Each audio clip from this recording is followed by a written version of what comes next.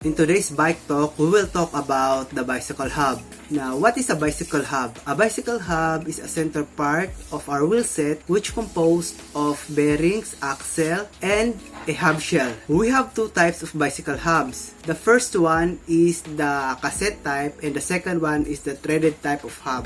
In this video, we will be focusing on the thread type of bicycle hub since this is the most common type of hubs that we can see in our bike. Threaded type of hubs are the most commonly used hubs for almost all kinds of bicycle wheelset for road bikes, mountain bikes, BMX, and other types of bikes. We are not sure why, but maybe it's all about the cost and availability in the market, or since most of the bikers are using the bikes for economical purposes and not for any outdoor activities or sports. I think it is the most preferred setup for everyone. Here's how to know the type of hub you have in your wheelset. So if your cogs or sprocket is not installed, you will see this. So this is the example. So you will see this thread, this one. So you will, if you can see this, so obviously your hub is a thread type.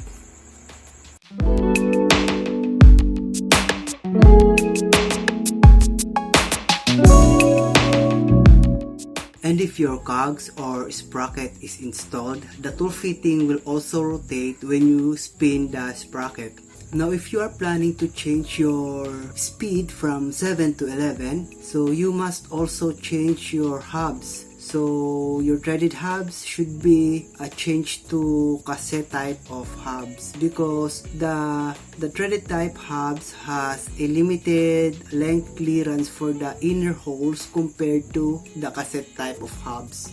Now what is the best type of hubs for you?